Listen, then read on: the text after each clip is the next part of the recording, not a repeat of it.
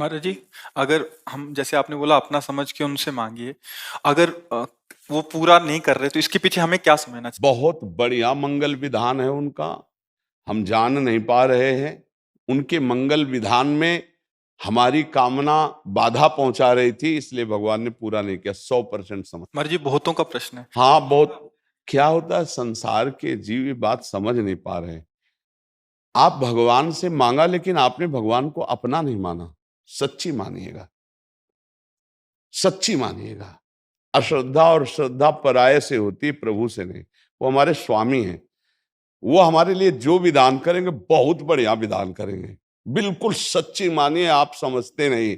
अरे बोले कैंसर हो गया, बहुत बढ़िया विधान। हाँ, अनंत जन्मों में हमने पाप कर्म किए, उसका परिणाम आज कैंसर रूप में आया।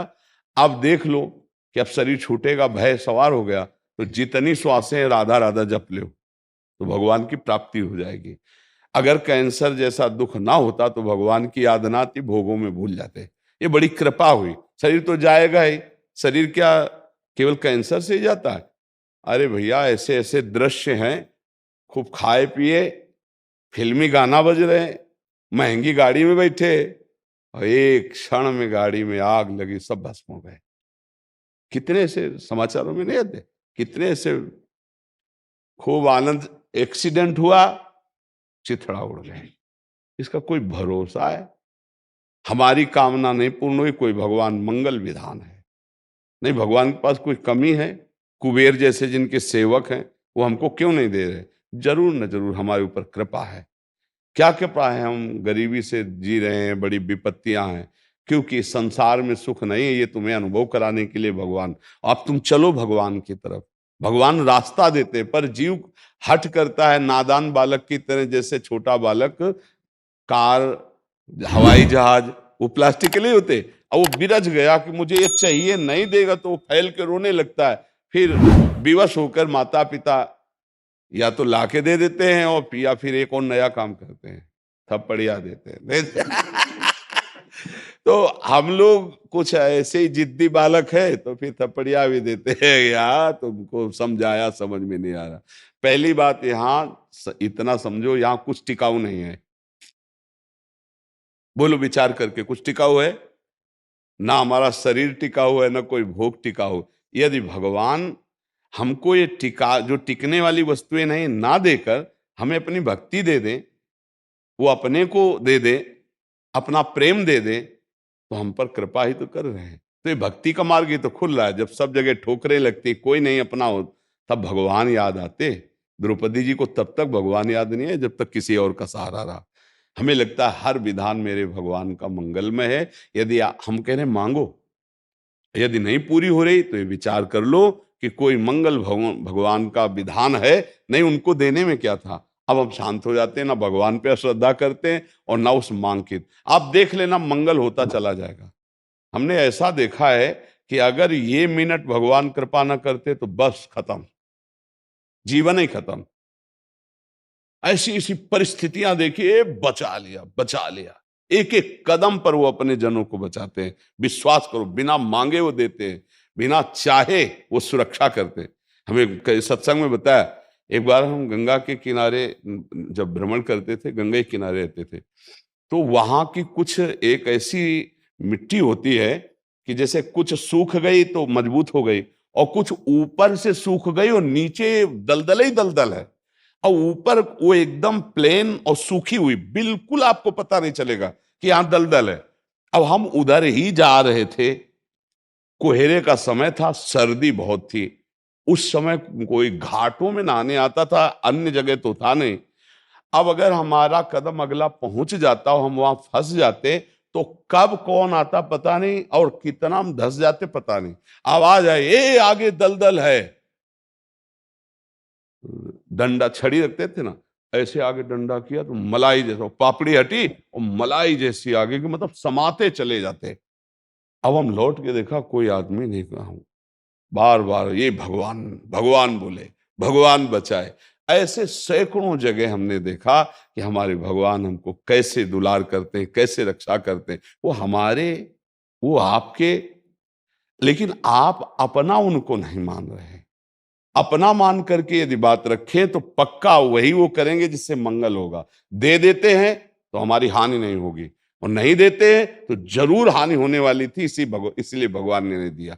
हमको लगता है अगर इतना हो जाता तो यार उनका क्या बिगड़ जाता, लेकिन उनको कुछ है, कुछ ऐसी परिस्थितियां देते हैं जिससे तुम्हें ज्ञान प्राप्त हो, घेर देते हैं ऐसी परिस्थिति में, नहीं देते भाई भोग सामग्री। अब उसको एक ही बात याद है, अच्छा भगवान ही एक सहायक है, वो पूरा मन भगवान की तरफ। अगर हमें दुख ना मिले, संसार से विपत्ति ना मिले, तो भगवान की तरफ चलने का मन ही नहीं करेगा। भोगों में जब अच्छा अनुकूल भोगों, कहाँ उनको भगवान थोड़ी सुहाई देते हैं, उनको तब सुहाई देंगे जब दुख विपत्ति आएगी। इसलिए हमें लगता है भगवान से मांगे और कामना पूर्ण ना हो तो नाराज ना हो, उसमें कोई मंगल विधान भगवान का है, पक्का मान लीजिए, पक्का। भगवान जिस पर प्रसन्न होते हैं उसे खुद को देते हैं, ये टिकाऊ चीज नहीं है। यहाँ कोई भी इतना एक हम कई बार उदाहरण दिया है। एक बार भगवान शंकर और माता पार्वती प्रसन्न मुद्रा में थे, तो बोले चलो आज भक्तों के दर्शन करते हैं। माता जी ने कहा चलो। भगवान एक साधु के वेश में हो गए, माता जी पीछे साध्वी के रूप में हो गई। एक धनी आदमी चारपाई पे बैठा सुपारी कतर के खा रहा था, 50 गाय भैंसे सब खूब। उससे कहा भाई 100 ग्राम दूध दे दो, हमारे ठाकुर को स्नान करवाना है। तो बिगड़ गया, न जाने क्या क्या अशुद्ध शब्द बोल गए।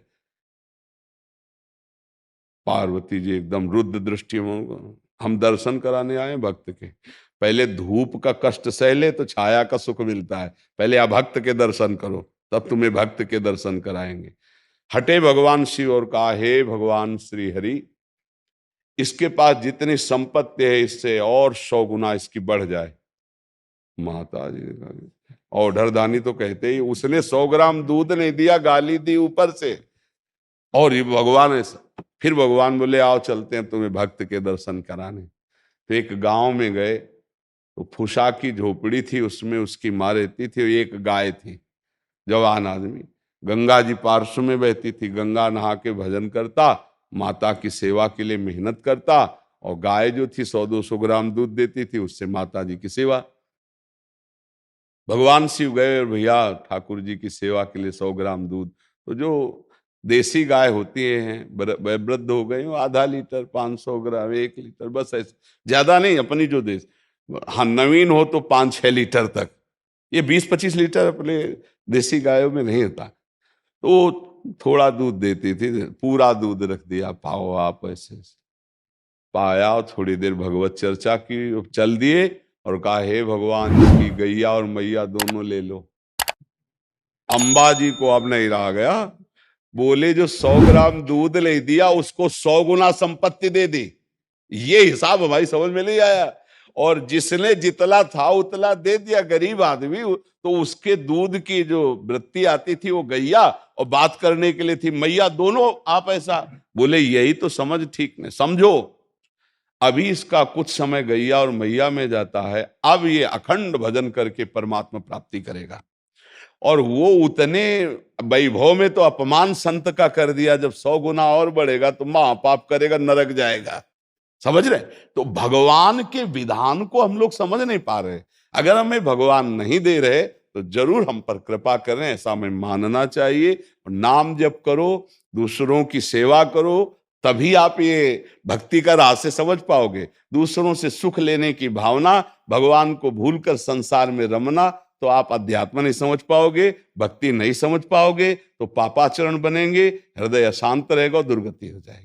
इसलिए नाम जप करो, भगवत सेवा भाव से परिवार की, समाज की सेवा करो। भगवान से जो मांग करो, एक तो मांगना नहीं चाहिए, अगर मांग करो तो छूट दे दो कि पूरा करो तो जय जय, और ना पूरा करो तो जय जय। आपका हमारा जो भाव संबंध है वो कभी टूटे ना प्रभु, और ना पूरा करने पर हमें इतनी हिम्मत देना कि आपके प्रति हमारी श्रद्धा कभी ना, तो आपकी जय हो जाएगी। जिनको कई कई दिन भोजन मांगने पे नहीं मिलता था सुदामा जी को, उनकी सुदामापुरी बन गई जैसे द्वारिकापुरी। जिस दिन हमारे प्रभु की नजर हो जाएगी, निहाल हो जाओगे, पक्का मानना। पापाचरण मत करो, नाम जप करो, सर्वानंद की प्राप्ति इसी से हो जाती है।